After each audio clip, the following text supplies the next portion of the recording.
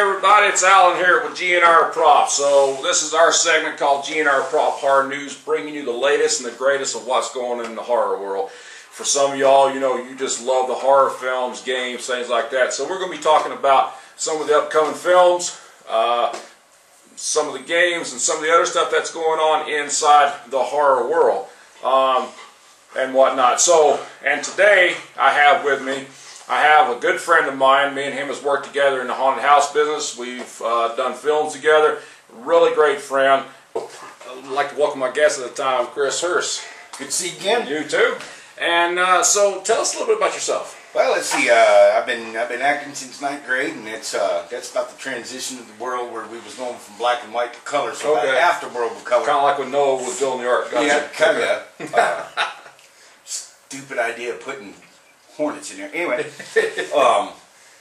I've been involved with stage theater and Renaissance fairs and working Renaissance Fair in Pennsylvania with the Pirates out there. Okay.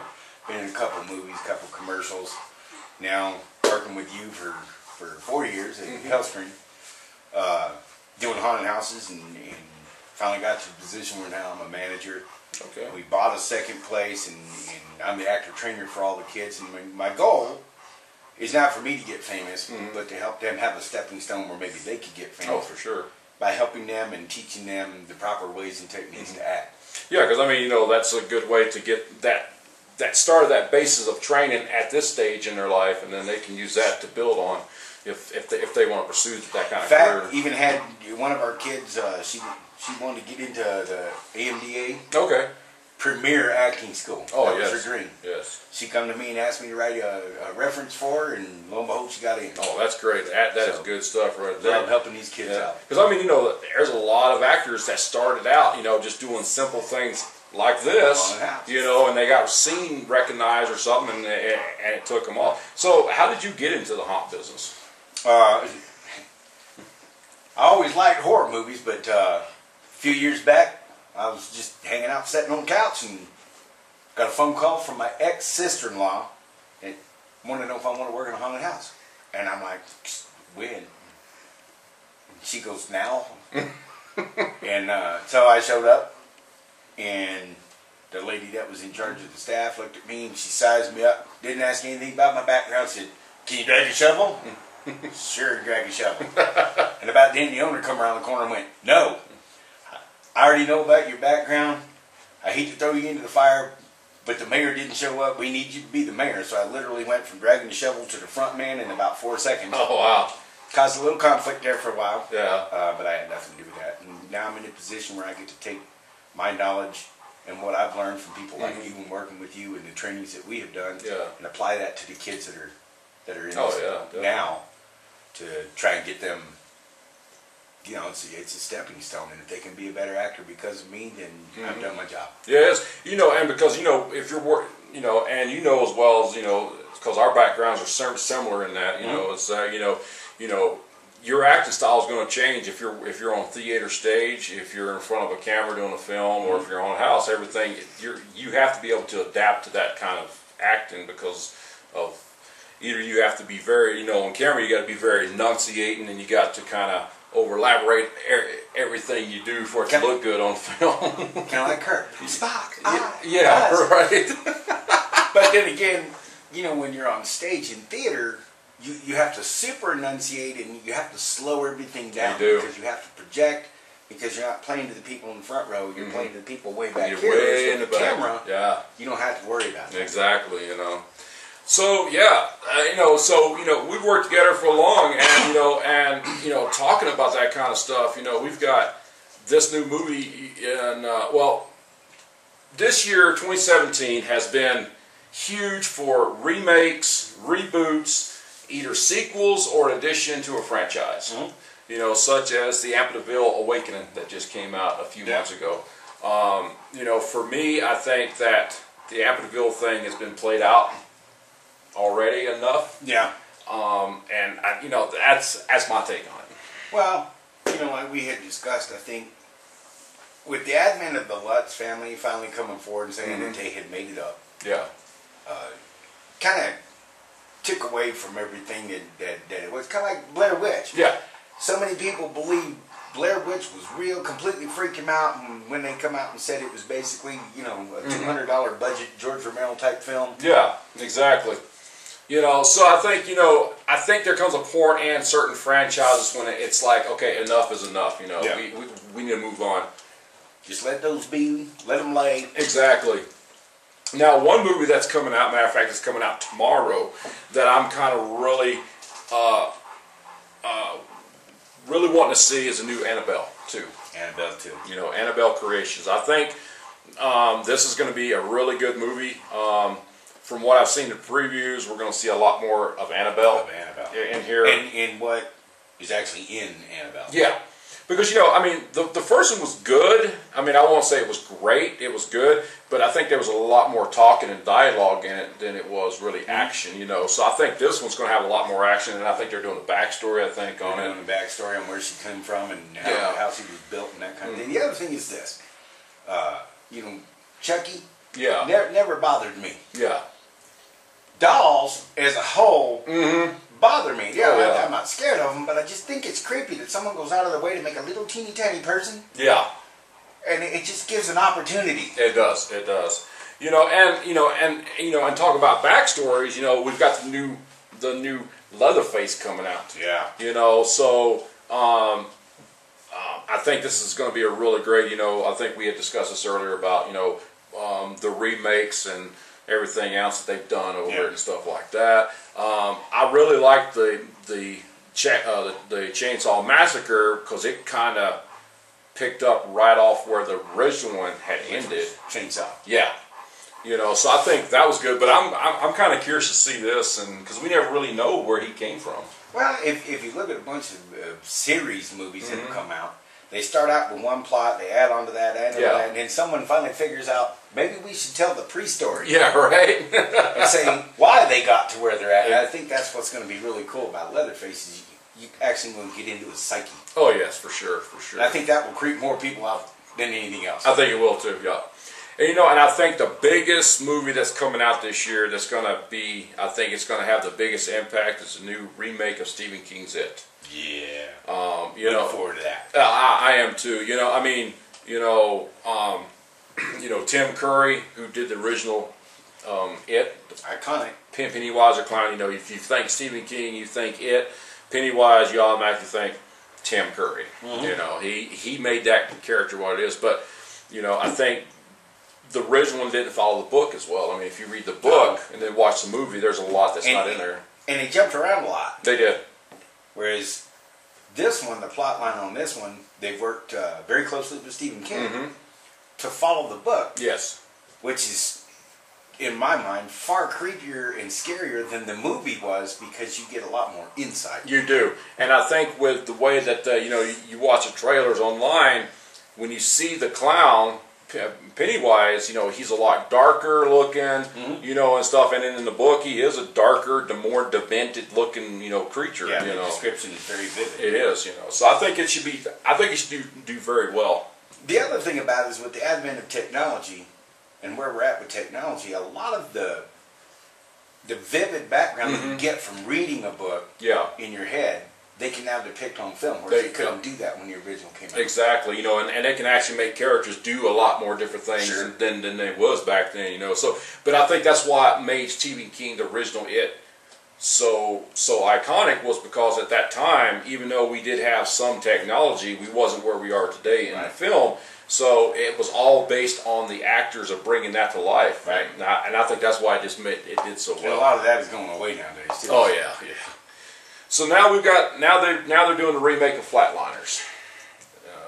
So the original one, Kevin Bacon and all these other great actors was in there, and I think we may have a little bit of people talking about it before it even comes out, kind of like the Ghostbusters. When they remade the Ghostbusters, people were already, before it even came out, they were comparing it. Oh, it's not going to be as good. It's not going to have this and that. So I could see that happening with Flatliners. Yeah, me too. Well. And my take on that is this. Old saying, don't judge a book by its cover. Exactly. Don't judge a film until it's out. You can't compare something that hasn't been shown yet. Exactly. So I'm kind of and you know, and you just hit it on nail on the head. You know, with the technology we have now, they can make it a lot more darker and a lot more and do a lot more things with it. You know, create scenes that aren't even there. Exactly. I mean, you look at movies like Avatar and like that, and there is no set. Yeah. It's all screen. Yep. It's all. But it looks so real. It does. So I'm very. I'm kind of wanting to watch it. I think maybe. Go into it with an open mind. It is. That's you know, exactly what it that's is. where a lot of people fail when they do a remake, is they expect the movie to be the same as what they originally thought. And it never will be. And it can't be. It won't. So we have the 7th installment of Chucky coming out. Favorite doll. Yeah, I grew up with Chucky. You know, as a kid, I was watching the original Chucky movies. I watched him coach the Yeah. Tampa Bay. Oh wait, wrong Chucky. Yeah, wrong Chucky. God, he looks like him. I know, right? And so, I'm kind of, with Bride of Chucky and The Seed of Chucky, it got kind of comical. The Chucky funny one-liners. Yeah. But in The Curse of Chucky, which was a six movie, it went back to that original dark and just straight horror. Right. Like the original Child's Play was. So I'm kind of interested in what they're going to do with this one. I am too, and I mean, I've been watching horror films. I used to watch them with my dad, and you look back on a lot of those, and where we're at now, you're like, that's kind of silly. Exactly.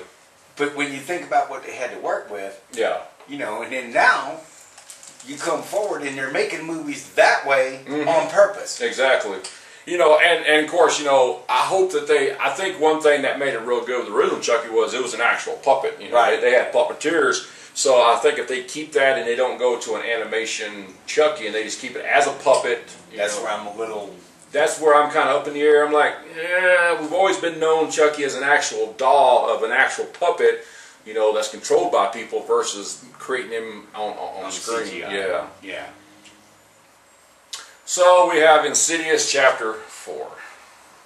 Yep. Not a real big fan of the Insidious movies, I have to say. I mean, I watched them because I'm a horror fan and I love, and I watch the horror movies, but I was not really a big fan of the Insidious. I'm not a big fan of the series. I like the first one because it crossed boundaries that nobody had done before. Exactly.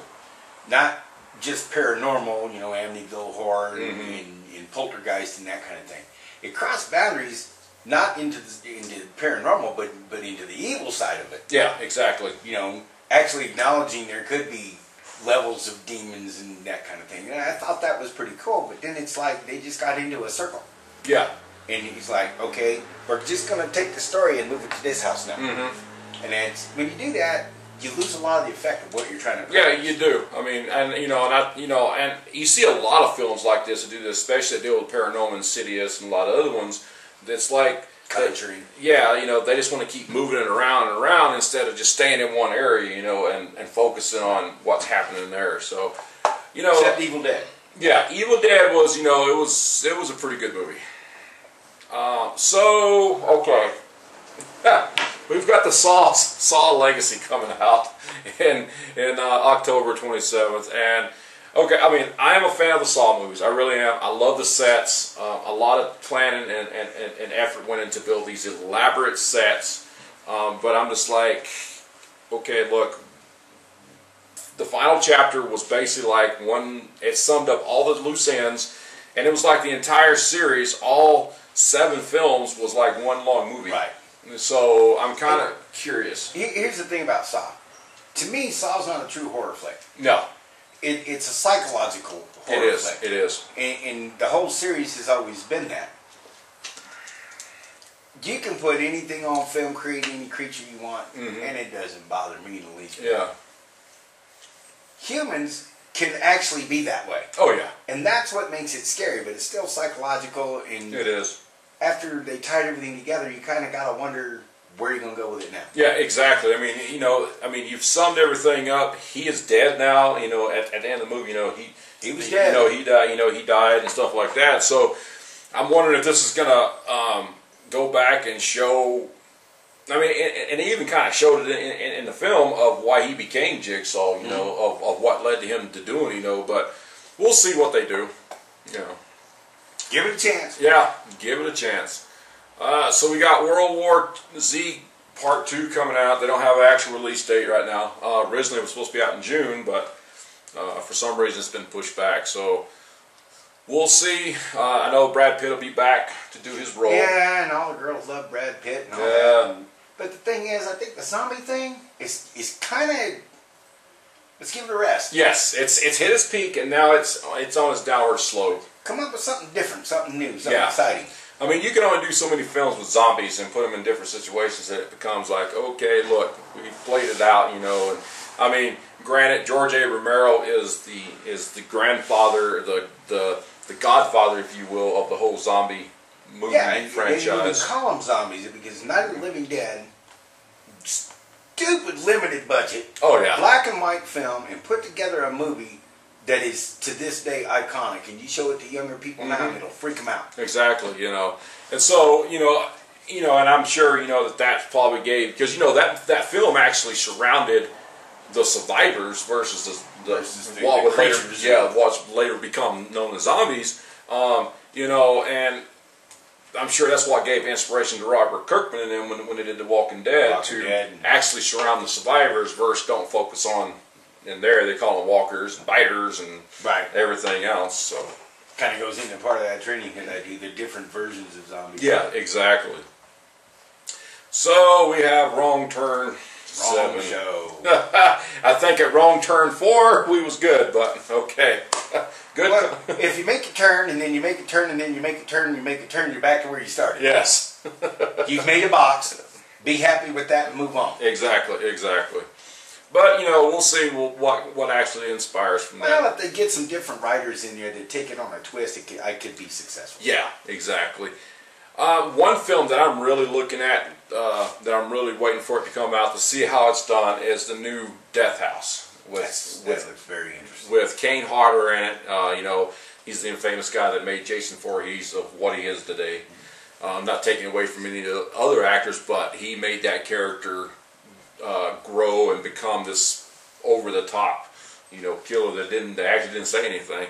But you know, I mean, this movie's got some huge stars in it. It's got Tony Todd that played the Candyman, Dee Wallace, Sid Haig, Bill Moseley. I mean, so you know, I mean, you got names that are really big now in the horror industry. And I like the way they're doing a mix between the old and the new. Yes. Because the new people can learn from the old people, and where things are going nowadays, they say you can't teach an old dog new tricks. Yeah. You're not proof that's not true. Yeah, right. So, I mean, I think if they feed off of each other, it'll be just one of those stand out films. Oh yeah. You know, and they're actually calling this movie The Expendables of horror. That's quite a comparison. It is. So you know, and I would love to see the budget for this film, because some of these people are going to be getting paid like the buku bucks. It's gonna look like an NFL football team. Yeah, right. So yeah, but I can't wait to see that come out. I think that'll be great. So we has not been determined yet, or hasn't had a actual date of when it's coming out, is the new Hellraiser, which is Hellraiser Judgment. I was not a fan of the last Hellraiser that came out. You know, they didn't have Doug Bradley playing Pinhead, so I was not a big fan of that. And I think it's just because, you know, he created Pinhead and he made Pinhead what he is. You know what I mean? Yeah, and you know, some movies you can replace people adequately if the writing is there for them. Yeah. And this is another series in my mind that's starting to go in circles. It is. I think that, you know, there has to come a time where it's like, okay, enough is enough, you know. And I mean, when you look at, you know, characters like Doug Bradley, Robert Englund, Kane Hodder, people that have played these characters for, you know, 20, 30 years, you know, they have created this character, and everybody relates to that person playing it. And then when you put another person in that role, that people are too opted to either compare them to the previous actor, or they're like, well, I don't think that person was the right person for that character because they didn't pull it off like Doug Bradley did, or Robert Englund did. And you know, the originals are always going to be the best. So I mean, it's hard not to compare, but at the same time, it's, Yeah. That's your base of what you compare it on. Exactly. And I mean, you figure, that actor had 30 years to perfect that character into, so I mean, now you got somebody that's never played it, and they're like, hey, you're playing this character. Crap, I've got to compare myself. I've got to try to do a job just as good or not better than this person that did it for 30 years. Here's the thing about that. If you're an actor, there's two versions. You have method acting, and then you have character acting. So method acting, here's a vaguity. Yeah. Go make that your own. Yeah. Character acting is a specific, it's got to be this. Yeah, exactly. And a lot of these roles originally started out as method acting. Yep. But over time became character acting. And Exactly. that makes it difficult for an up-and-coming star to try and fill those shoes. It does, for sure. And then, I think you had mentioned it, that you're waiting to see this. I am too. The Jeepers Creepers 3. Now, they started filming this back in March. I believe they are now finished filming, though, on it now. So, they don't have an actual release date for it yet. So, but I am really wanting to see this. I hope it does pick up where the second one left off at. Yeah. But I think they're doing a backstory, I think. I kind of... That's kind of like the feel I got. That was the feeling I got Yeah. too. And the coolest thing about this is Jeepers Creepers was one of those that was refreshing. It definitely. Because it was such a completely different story. The creature, what it was, where it comes from, why it does what it does. Yeah. And the coolest thing about this guy, of all the other monsters, Jason and Freddy and all that that dude flies. Yeah. And then that guy can eat somebody's eye, and then that eye appears. Boom. Hey, I just repaired myself by eating somebody. Y'all think you can hurt me? Watch this. Yeah, right? I'm like, that is just phenomenal. Somebody definitely thought outside the box when they came up with this character. So, Well, there was a lot of drugs involved. Did you? One of the two. Then, so we've had, I think we're like on number 32, I think, for this. I don't know. Children of the Corn, the new Children of the Corn Runaway. That's I think it may be in production. It's being directed by the same guy that directed 3D or Piranha 3D. So, 3D. I don't know. I mean, it comes to a point. Okay, how many times can we watch kids in a cornfield? I mean, hello. It never changes. It never changes. They're all family shows up, family gets freaked out, family dies, children go back to doing what they were doing. And they're and all the kids are just following for that follows behind the rules or whatever it is, And they never show he. Yeah, they never show he, so I don't know. I want to see he. I want to see he. And then of course it's scheduled for October release. John Carpenter has now came back and said, "Hey, I am redoing Halloween." I mean, he made an iconic movie in, was it 78, 79 when the original Halloween came out. And I mean, that movie is still classic today. Yeah. Jamie Lee Curtis, the scream queen of the 80s. She's the one that set the precedent for everybody else, and nobody can match her. No, of course. I mean, she is a phenomenal actress, and so I am very great. I mean, of course, we know Jamie Lee Curtis won't be in it, unless she has a cameo. Like a cameo, because I mean, she's not 17 anymore. No, not what you call a spring chicken. I mean, she does look good for her age, but we know she's not 17. But could be the same Michael Myers, though. You don't. Yeah, you never know. I mean, not take away. I mean, I really enjoyed the Rob Zombie remake that they did, because it did tell a little bit of a backstory of the Michael Myers character. Kind of the guy that they portrayed, that was like 7 foot tall.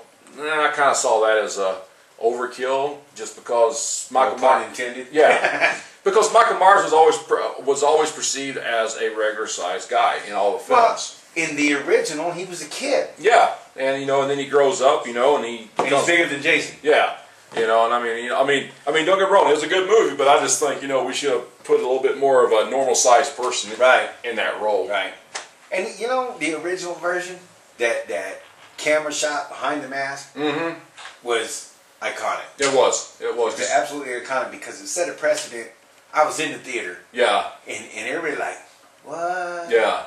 And then, of course, Donald Pleasant playing the Dr. Loomis. You know, just a over-the-top character, great character. He played in a bunch of British and overseas films, you know, independent films. And you know, he was one of those guys a lot of times got cast as a psychiatrist. Or He did. Psychologist. He did. I mean, it was like, you know, it was like them roles were built for him, Yeah. you know. So it's matter of fact, he was in a movie. It was a British film that I watched a couple months ago called Phenomenon. It was done in the early '80s, late '70s, and it was done overseas. I think England, Austria, or somewhere like that. But once again, he played the doctor guy, you know, and I was like, wow.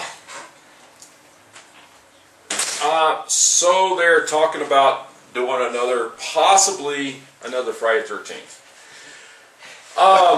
This is gonna, from what I've seen, this is supposed to be another Versus. Yeah.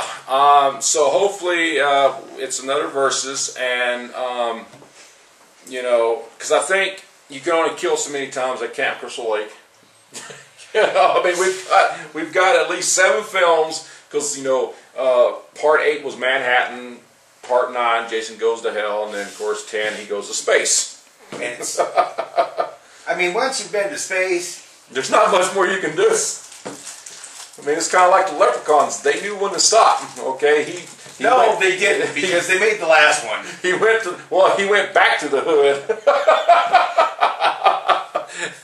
Leprechaun got his bling bling on. My favorite thing about that, and that's just, you know, like Sci-Fi Channel, they do their original movies. When I first started watching them, I couldn't make any sense of them. I was like, why would this star be in this movie? And then they did a biography of what these movies were about. Once they did that, I understood what the movies were about, and I'm like all on board. Yeah. Because what it is, it's a tribute to the old 50s and 60s horror films. Yep. And the sci-fi films, and a tribute to Mystery Science Theater 3000. Yeah, exactly. And when you put all that together, then it makes sense, and now I can sit and enjoy them, and that's where the Sharknadoes and Lava Lancela and those guys are coming from. Yeah, exactly. You know, so you know, I hope that if they do a reboot or remake of Friday the 13th, I hope that it's not like the remake they did in 2009. Of Friday the 13th, because that was just, I mean, horrible. They completely just changed the entire character of what Jason Voorhees is. You know, I mean, I'll say this about Friday the 13th: with as much as they've expansed, instead of doing a Versus, because I mean the guy already been to space. He's been to hell. He fought Freddy Krueger. He's been to space. Yep. I'd like to see somebody take a step back and show him becoming Jason. Yeah. Because if you read the books, nobody knows what Jason is. They're like, why won't he die? Exactly. You know, the only thing we ever hear is he drowned at Camp Crystal Lake in 1958. That's all you ever know, you know, and they do a few little clips in there, but you never see the actual backstory of him and his mother and all the other stuff. I'll give you a little spoiler, because if you read the book... Yeah, I'm for the viewers that have not read the book and they've just read the films, then... Let's just say Jason got a daddy. Yeah. Jason got a daddy. At the first year, if you haven't followed the series or you've never seen the movies, the Phantasm movies. Oh, Phantasm. You know, original one came out like in '79, so, and we just now got part 5. You just like dating me, don't you? I do. I went to the theater for that one too. Yes. You know, and so part 5 came out, Ravager. Ties up a lot of loose ends on the film. I thought it was very well done. You know, it's got Angus Grime, plays a tall man. Unfortunately, last year we lost him. And iconic character. Yeah, that's one of those characters I don't think anybody can ever redo. No. Because he was just... They would have to find somebody that resembled him, and it would have to be a full-on character. It would, because, you know, I mean, when you watch that film, I got the opportunity several years ago. When I say several, I mean a lot of years ago. I actually got to meet him at a horror con. And I'm going to tell you right now, he is one of the... And when not playing a tall man, he is one of the most nicest people that you could ever meet. And then when you see him on film as a tall man, you're like, what the? You know, because he's completely different. You know. But yeah, so part 5 really good. You know, it's got Reggie Bannister, Michael A. Ball, and all them in it. So I actually I actually was able to get a copy of that because those went pretty quick. Yeah. And then they also remastered the original Phantasm in the 4K and whatnot. And here's surprisingly, because I was kind of a little bit on the fence about it because Don Coscarelli, he didn't direct Part 5. Right. David Hartman did. So I was kind of like, okay, he has directed all these pretty much the entire time, but he did. I was very impressed. He did a very good job. Sometimes you need fresh blood. Yeah, but the thing is, if you haven't seen any of these, don't dive in on 5. Yeah, exactly. Because you go back, I don't know, understand what's going on. You're not going to understand a single thing about what's going on. So you definitely got to watch Part 1 and just watch them all the way through. And that one line, I got my own brother. Yeah. Play good game, boy. Oh yeah. Now it's time to die. So I was afraid to go near a mirror for about 3 months after that movie. yeah, right. It's almost like going to the mirror and say Candyman. So this season you're going to be working at Sinister. At Sinister. Sinister Haunted House, and you've got a whole new character you're doing this year. Brand new character. So is this character based off of an existing character, or is this all new? All brand new. Brand new. Come Okay. up by myself, and I'm not going to reveal Yeah, exactly sure. what he is.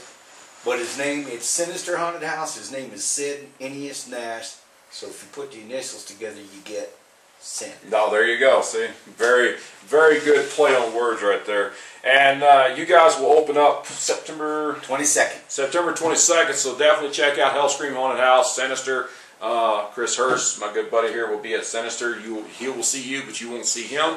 Believe me, they won't recognize me. Yeah. So he won't look like what he looks like now. They frown upon cowboy hats and Hawaiian shirts in a haunted house for some reason. Yeah, I think that would just freak me out. I'm kind of freaked out now. No, yeah, for sure. So check them out. Also, Hellscream has the room escapes. Room escapes. And you can choose a scary or non-scary, right? That's correct. Okay.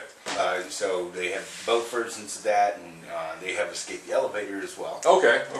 And then the Red Rum Murder Mysteries, the only fully immersed murder mystery in the country. Okay. So you're given a character, you come to we take you to dinner, and we want you to be the character, and you literally go into the haunted house to find the clues. Okay. And now this, you can access all this on hellscreamhaunts.com. So check them out. Book. How much is it for the murder mysteries? Or depends on which version. Okay. We have 2 versions. So they actually have 2 versions that you can check out there to interact and play with that. Just day after tomorrow is our last show for this season. Okay. Because the haunts are coming up.